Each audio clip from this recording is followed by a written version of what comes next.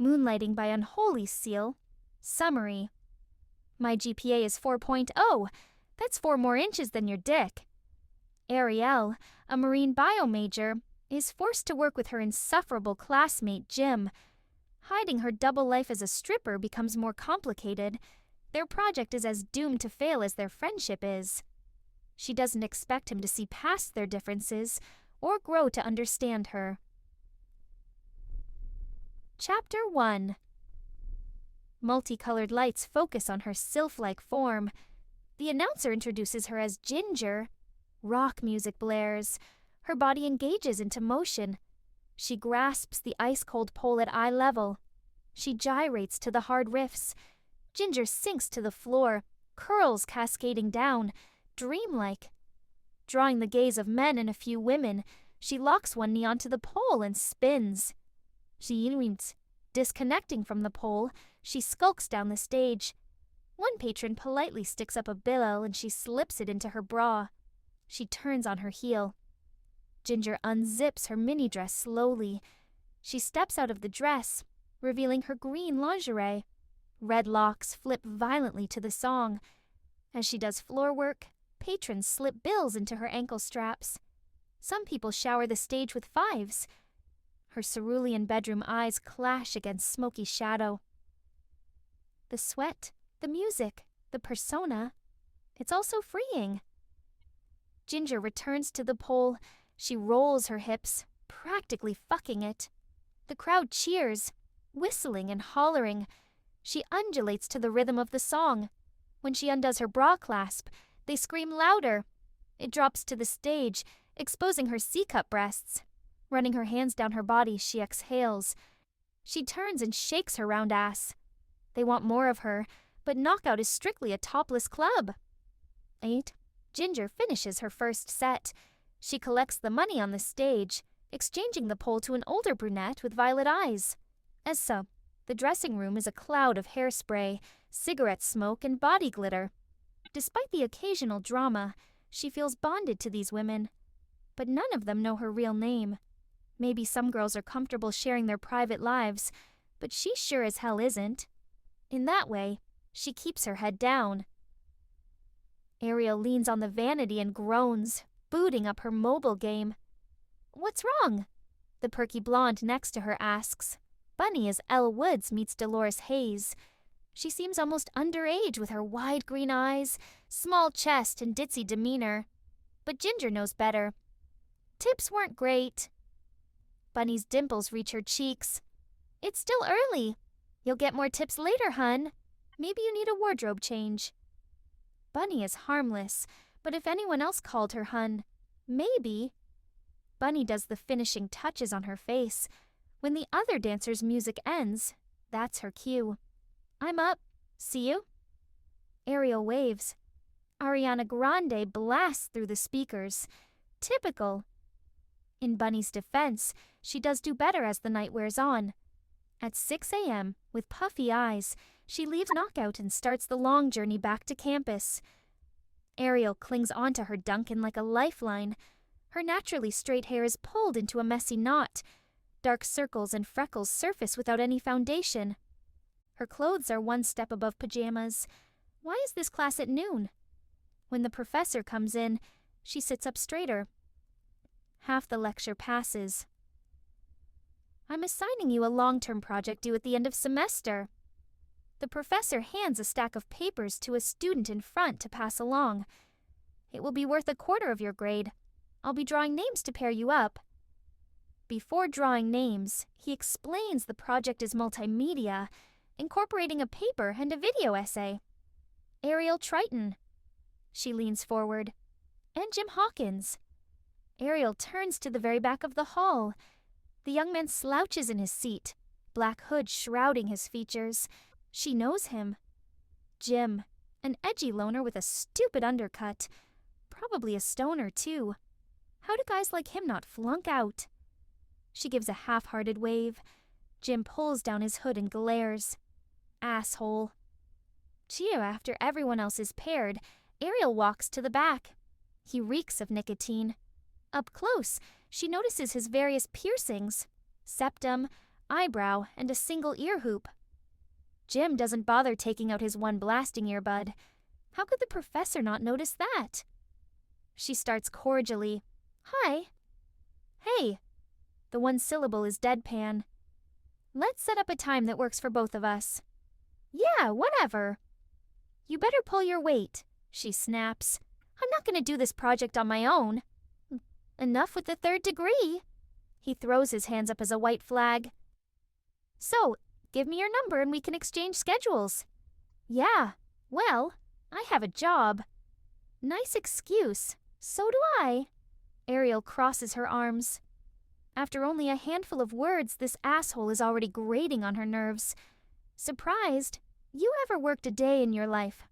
He mumbles. Jim snatches her phone and types his number into it. Here. I work 3rd shift, so we'll schedule around your job. Fine. Class is dismissed, the professor says when the clock reaches 1. When Jim stands, he's only half a head taller than her. If she was in her work heels, they would be eye level. And don't text me early in the morning, Ariel adds. Likewise. He puts in the other earbud, slings his bag over one shoulder, and storms out. They meet up, unwillingly, at a cafe just off campus. Jim is already sitting at the corner table with a drink. Choppy bangs fall over one eye. He bends the spine of a sun-bleached old sci-fi paperback, curling the opposite page over the book. He even handles his books like a psychopath. You're late, he says, eyes not leaving his page. I'm actually not late. You're early. Jim gives her shirt a distasteful once-over. Nice shirt! Didn't know there was an eco-rally. She looks down at her own shiny, faded Save the Whales tee. I'm a marine bio major. You wouldn't have noticed if you weren't staring at my tits. Please, as if I care. He smacks his novel down. Ariel slides into the chair opposite him. So, ideas on topics? I have a few myself. Whatever you think is probably fine. Strands of red hair brush her face. She reads from her notebook. Climate change's effect on the polar caps, ocean trash, water pollution, overfishing and whaling, the disappearing kelp forests. What? All the things you just listed were for your major. Not all. I have others. Go ahead. Jim rubs his temples. Ariel looks at the page. Sex discrimination in the workplace. Should single-use plastics be banned? Feminism's effect on... What about a technological topic? He offers. Social media's effect on body image. Net neutrality, he offers. The loss of net neutrality would affect the ability to advocate for and protect endangered species. Jim squinted at her. How do you just know that? But I would like to focus on an environmental or social justice issue. You did say anything I came up with was fine.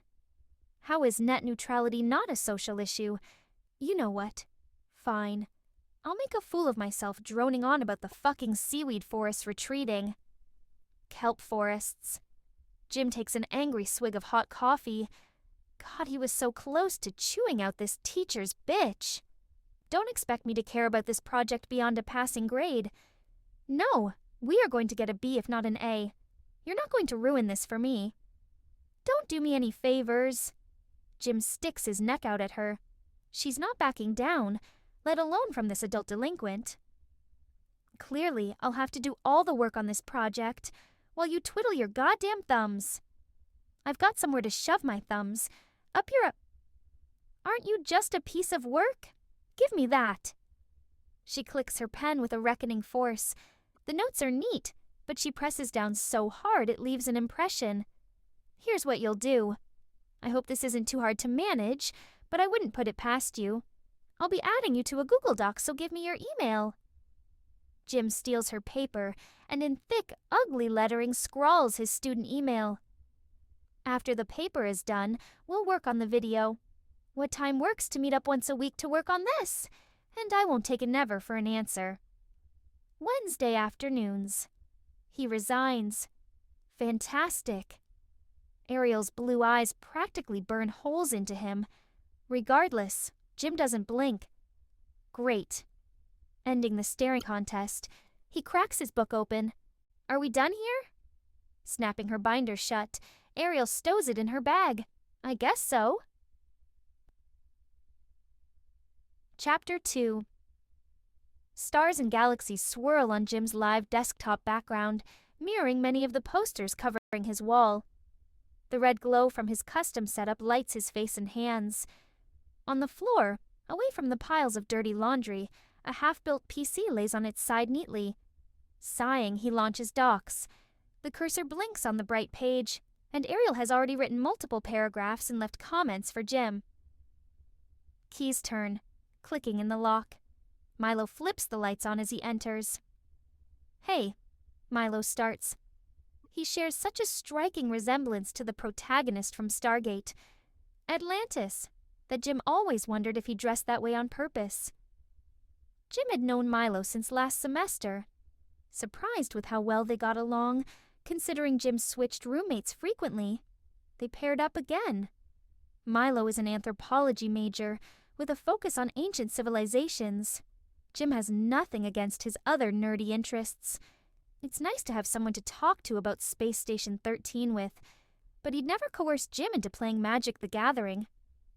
Milo gave Jim his space when he needed it, which is why he didn't piss him the hell off like everyone else. Hey man, Jim says as one word. Milo drops his messenger bag. What you working on? Well, I'm supposed to be working on this a group project.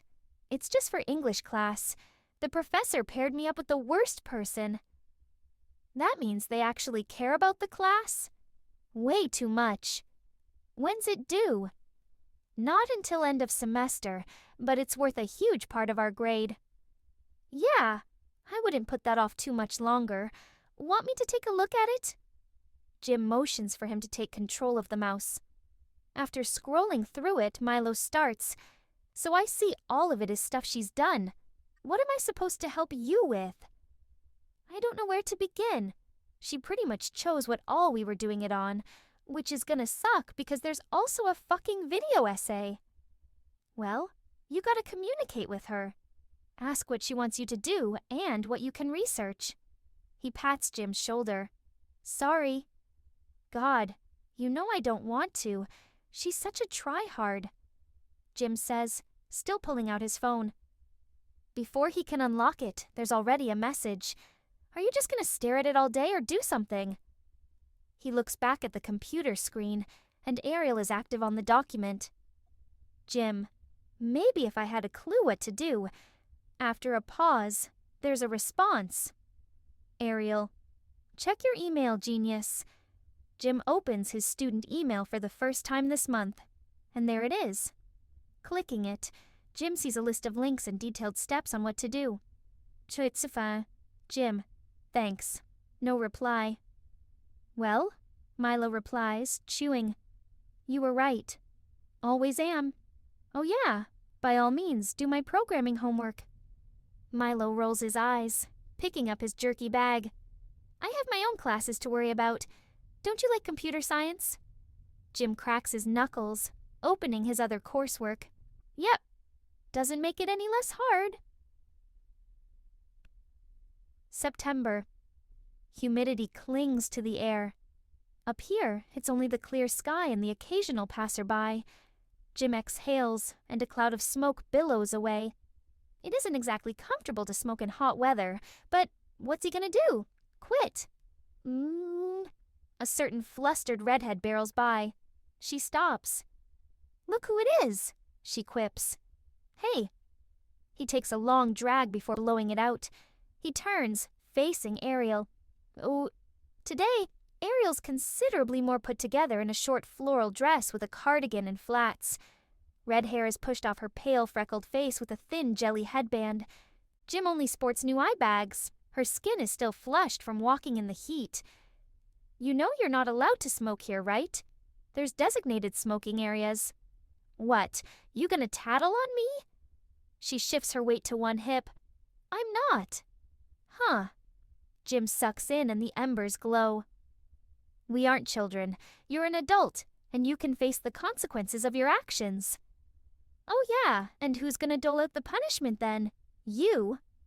Gray-blue eyes flicker, meeting her piercing sky ones.